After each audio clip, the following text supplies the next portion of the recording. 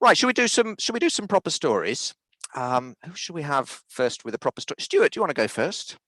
Yes, I don't mind Yeah, going. go I don't first. mind going. I don't know whether this is bringing it right up to today's world and atmosphere. But I know a number of really good friends that are really concerned about their parents because they're going into care homes and they don't get to see them. However, their parents are now finding out the world about FaceTime, and it's all lovely. And it got me thinking about a number of years ago. I used to run a pub in Norwich, and I was there for 9 years, I think it was, in the 90s. And obviously that's where I lost my Scottish accent.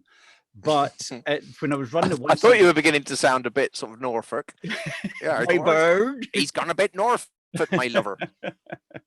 And one Sunday afternoon, one of the regulars came in and ordered a pint. And first thing he said to me was, "When was the last time you told those that you love them?" And I immediately thought about my mum and dad, and they were up in Scotland. I was down in Norwich. But every week we had a call, and I thought, well, I don't need to say it. They know I love them. I know they love me. But I thought, right, Sunday night on my call, I'm going to say it. Don't care what happens. I'm going to say it. So I phoned the house as usual, and as usual, my dad answered the phone, and as usual, my dad answered it by saying, "Oh, hi, son. Hold on, and we'll get your mum." Automatically thinking, like every father does, that I don't want to speak to him, I want to speak to mum. So mum came on the phone, we had a bit of a chat, and all the way through, I'm going, I've got to say it, I've got to say it, I've got to say it, I've got to say it. And it came to the end of the call, and as I was wrapping up, I said, "Okay, mum, I'll give you a call next week. Love you." And then waited for her to say it back, and she didn't. No. All she said was, "Okay, son, I'll speak to you next week." Heartbroken I was, heartbroken. Well, at least for 10 minutes. And then my dad phoned me and he said, "Are you okay?" "Uh-huh." "Is everything all right?" "Uh-huh." "Do you need money?" It's a good question. Yeah, it's an obvious question to ask. Because I knew why he was phoning. I knew the reason why. And I thought, I'm going to make him work for this. So I made him stew. And he said, "What was it? You just said something to your mum at the end of the call, bit out of the ordinary.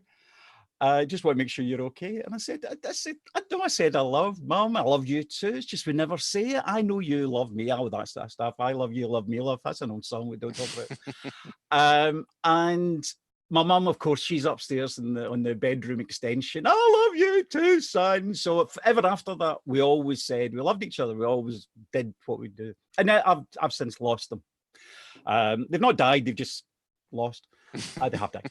And so I've relayed that story a couple of times, but I'd always tell my pals, I said, "Tell those that you love them." And then a number of months later, one of my pals said his father died suddenly, and he said, "I know you said to say it, I just never did, and I can't remember the last time I told my dad that I loved him." So every so often after that, we'd be out in the pub and he'd get upset, especially around about Christmas time. And I'd sit there, he'd cry his eyes out, and I'd sit there holding his hands, being there for him. Until one night we were in this really rough pub in Glasgow, if you can imagine. And he just let go, he just burst out crying. And we're sitting in bar stools, and I'm leaning forward, holding on to his hands. And I'm going, "I'm there for you, I'm there for you." But out of the corner, I could see these two big bears standing at the bar. "Oh, Glasgow, yeah." And they had the typical Glasgow balanced diet, large whiskey in each hand. But out of the corner of my eye, I could see them, and I'm thinking, they think we've just broken up. And now inside, I'm there for my pal, but inside, I am killing myself laughing. And then the following day, my pal phoned me up and said, "Listen, thanks for being there for me again last night, blah, blah, blah, yada, yada, yada." And I said, "I hate to say it, but I don't really know if I was really there for you last night." And he said, "Why?" I told the story to the guys and what I thought. And I said, in my mind, I'm thinking, they're thinking, "Oh, the big guy's just chucked the wee guy." And then there was really awkward silence. And I thought, "Oh God, no, he's away again. I've upset him." And what seemed like an eternity, but it was probably only about 5 or 10 seconds, he came back and went, I'll give you the clean version. Trust me, it wasn't this one that he chose. But he just went, "Cheeky swines." As if you'd be chucking me. I'd be chucking you. So, especially in these times, go and tell those that you love them, and you feel much better for it. Trust me.